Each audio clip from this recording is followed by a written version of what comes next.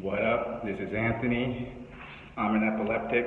I've been an epileptic since I was 3 years old. I'm 37. What I'm going to do is take you guys into the mind and the day of an epileptic. Again, November, Epilepsy Awareness Month. I'm in the steam room here today because this is an emotional topic. I don't want y'all to see me cry. Just kidding, but really.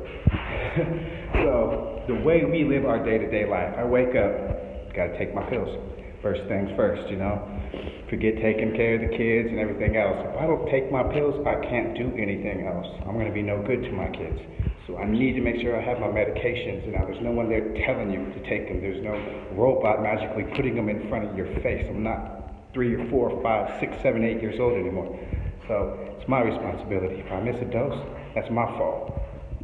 Secondly, worry. Constantly worrying. Constantly being in pain.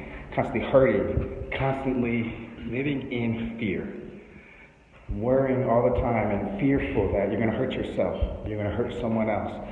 Now, myself, I'm completely alert during my seizures. It's like someone's taken over me, a remote control car, if you will. I can't control myself. I'm just in for the ride. And when I have a seizure, it seems like it's going on for an hour, but really it's only like 10 or 15 minutes more than likely. Sometimes it's even short of that, seconds, 20, 15 seconds. And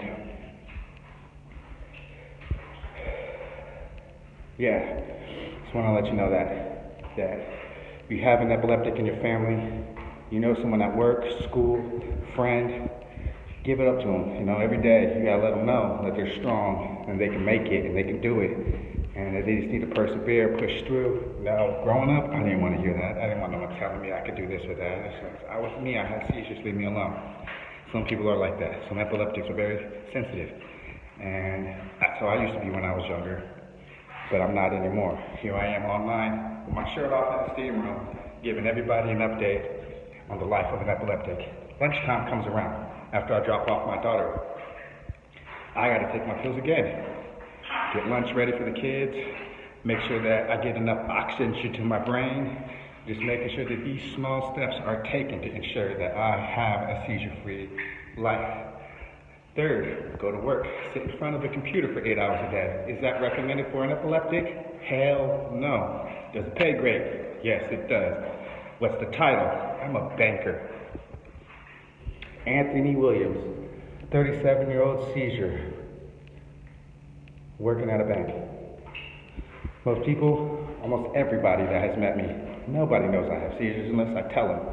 You wouldn't know I had seizures just by seeing a picture of me or seeing me walking across the street. You definitely wouldn't be able to tell I've had seizures if I was serving you at the bar or if I was personal training and you happened to walk into the gym or the park. These are things that I try not to reveal to people. My scar from my brain surgery that I had when I was 18 goes ear to ear. I cover that with my hair. Also dye my hair to make myself a little bit more different, stand out, so people don't ask me questions about the scar on my neck, or the scar that kind of shows through on my sides of my sideburns and stuff. So they're asking me about my hair color and what kind of music I listen to. Second, get off work, come home, I come in here. Therapy helps me a lot. Is it recommended for epileptics? Again, something that I do that is not recommended for an epileptic. Definitely not. And if it is, it's only recommended for 5 to 10 minutes. Myself, I stay in the steam room for 30 to 45 minutes, 4 times a week. It just makes me feel good. It's my therapy. It helps me get rid of everything that I have on my mind, all the weight, all the worry. Plus, I go home and sleep like a baby. It's the perfect medium, my perfect medication, my perfect therapy session. So again, Epilepsy Awareness Month, November, I finished my day and taking my pills again.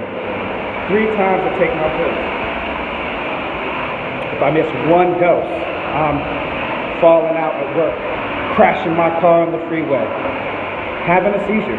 Can't have that. Don't need that. Last time I had a seizure, I was hiking with my kids.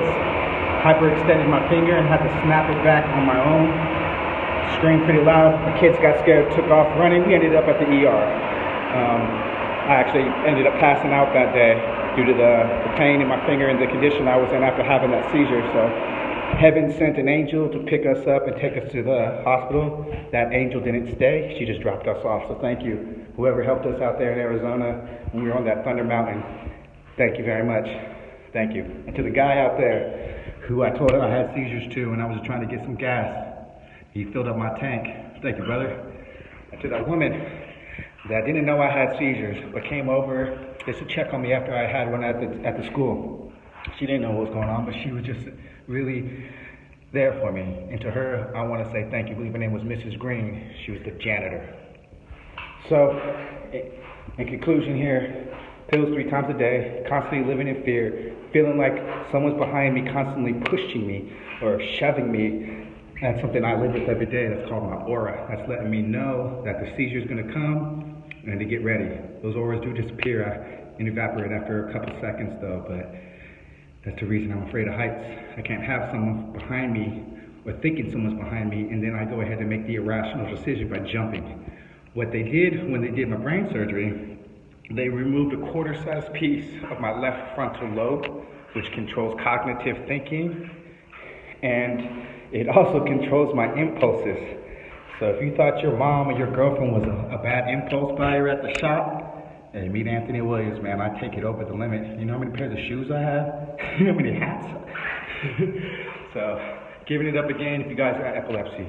Anyone you know, learn a little bit about this, Google it, see what you can and can't do. To my people out there watching this video, or someone that's showing it to them that has epilepsy, stay strong. There's a solution out there for you. Whether there is or there isn't, I promise you, life will get better. You'll get older. You'll be more adaptable. You'll be able to deal with it a little bit better, as I did as I got older.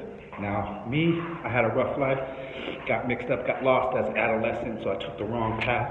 Ended up spending almost 16 years incarcerated, and now I don't do that anymore. I've learned my lesson. I realized that God's blessed me, and I need to use this second chance to benefit the world, to benefit mankind, to do whatever I can do to give back, and that's my lesson to you. Always give back as well, because you never know who's counting, you never know who's watching. Even if you don't see it or hear it and don't believe in it, just do it. Just do it for the good of the heart, good of mankind. We're all people, we're all human. So treat everybody with equality, you know what I mean? You have a good one. Stay up, stay strong. Again, November is Epilepsy Awareness Month. Spread the word. Keep it alive.